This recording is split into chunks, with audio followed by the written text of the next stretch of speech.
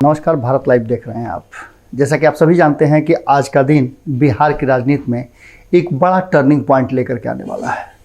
लेकिन उससे पहले जो कुछ भी हुआ है वो आपके लिए भी बड़ा ही अब सोचने और समझने वाली बात हो गई है।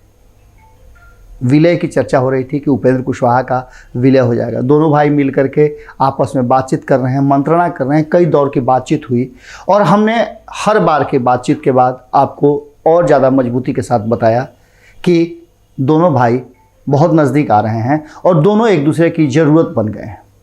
लेकिन इन सब के बीच में उपेंद्र कुशवाहा जब कल उनके कार्यकारिणी की बैठक हो रही थी और पत्रकार जब पूछ रहे थे तब भी उन्होंने स्पष्ट तौर पे ये नहीं कहा कि वो विलय करने जा रहे हैं। जबकि पार्टी सूत्रों और पार्टी के अन्य सदस्यों, इतना ही नहीं, जो लोग पार्टी छोड़ करके इस मुद्दे पर गए हैं कि पार्टी का विलय होने वाला है और उपेंद्र कुशवाहा अब अपनी पहचान खो देंगे, यानी कि आरएलएसपी का जदयू में विलय हो जाएगा, इस पर भी कई तरह की बातें हुई।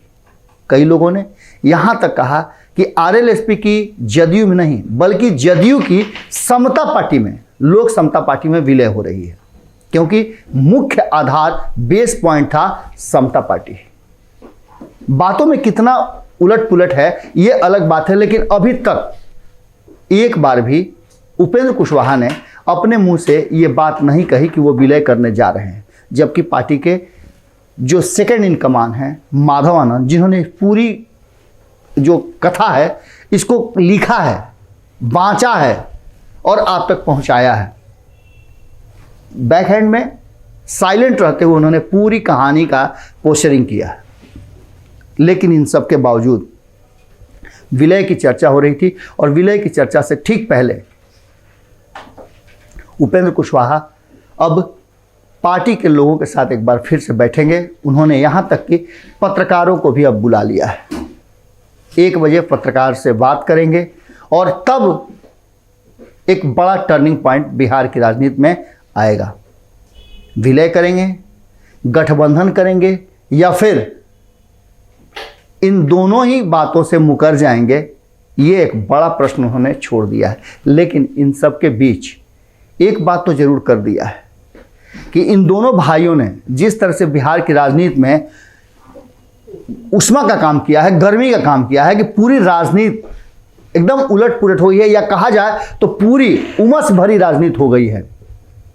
अभी गर्मी की शुरुआत नहीं हुई है, लेकिन बड़ी गर्म है बिहार का राजनीति। एक तरफ जहां अलग अलग राज्यों में 4 राज्य और एक केंद्र शासित प्रदेश में चुनाव है, उसकी गर्मी है, वहीं जिस तरह का इन दोनों ने माहौल पैदा कर दिया है, एक तरफ भारतीय जनता पार्टी और दूसरी तरफ आरजेडी, जो ये समझ रही थी कि हम दोनों के सिवाय अब तीसरा कोई नहीं आने वाला है, आने वाली राजनीति उन्हीं की होगी, उन दोनों के लिए एक बड़ा झटका है। सदन में जिस तरह से भारतीय जनता पार्टी और आरजेडी में भिड़ंत हुआ, ये देख करके स्पष्ट साफ तौर पे लग रहा था कि कहीं ना कहीं वो जहर तो जरूर बो दिया है नीतीश कुमार और उपेंद्र कुशवाहा ने लवकुश समीकरण के इस आगे आने वाली कहानी को लिखने वाले इन दोनों ने, कि कहीं ना कहीं जो अपने आप को सुप्रीम समझ रहे थे, अपने आप को श्रेष्ठ समझ रहे थे, उन दोनों को झटका लगा है। जहां एक तरफ भारतीय जनता पार्टी ये सोच रही थी कि वो सीधे जदयू से अब अलग होकर के अपनी लड़ाई आरजेडी से लड़ करके बिहार के सत्ता में अपना वर्चस्व कायम करेगी, वहीं आरजेडी को यह लग रहा था कि नीतीश कुमार से अब लड़ने से कोई फायदा नहीं है, लड़ाई सीधे भारतीय जनता पार्टी से लड़ी जाए। और इसके लिए तेजस्वी यादव ने तैयारी भी कर दी थी। वो बिहार ही नहीं, देश स्तर पर अपने आप को स्थापित करने में लगे हुए थे। एक बहुत बड़ा टर्निंग पॉइंट उन्होंने लिया था पश्चिम बंगाल में चुनाव नहीं लड़ करके ममता बनर्जी का समर्थन करने, और भारतीय जनता पार्टी के खिलाफ उनका ये बड़ा स्टैंड था। अब उन सारे स्टैंड पर कहीं ना कहीं एक और अंधेरे कुएं की तरह सब कुछ गड़बड़ा गया है। देखने वाली बात यह होगी कि ये दोनों मिल करके क्या कुछ आगे की रणनीति बनाते हैं और किस तरह से करते हैं। हालांकि इसके साथ आपको बता दें कि जो लोग पार्टी में हैं, जिन लोगों को इस बात का इंतजार है जैसा कि संपादक नमन मिश्रा जी ने भी कहा था कि असल खेल तो शुरू होगा जब ये दोनों भाई का विलय हो जाएगा, क्योंकि अब दोनों ही कैसे अपने लोगों को एडजस्ट करते हैं, समझाते बुझाते हैं, ये सवाल बड़ा होगा। और इस सवाल के साथ फिर से एक बड़ी टूट और कहीं और विलय की चर्चा शुरू हो जाएगी। इस पूरे खेल में एक बात तय है कि दोनों भाइयों ने मिल करके बिहार के राजनीति में खुद को सुप्रीम समझने वाले कई लोगों को बहुत झटका दिया है। आज पूरा दिन हमारी नज़र एक एक छोटी से छोटी घटनाओं पर पड़ी हुई है, रहेगी। आपकी नज़र भारत लाइव पे होनी चाहिए। नमस्कार।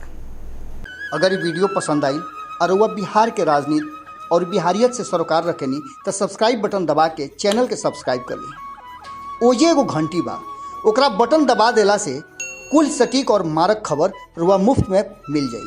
अगर रुआ पत्रकारिता के हमनी के नया प्रयोग में सहयोग कर चाहतानी तो ज्वाइन बटन दबा दी। पेटीएम नंबर नोट कर ली 9386816700। धन्यवाद।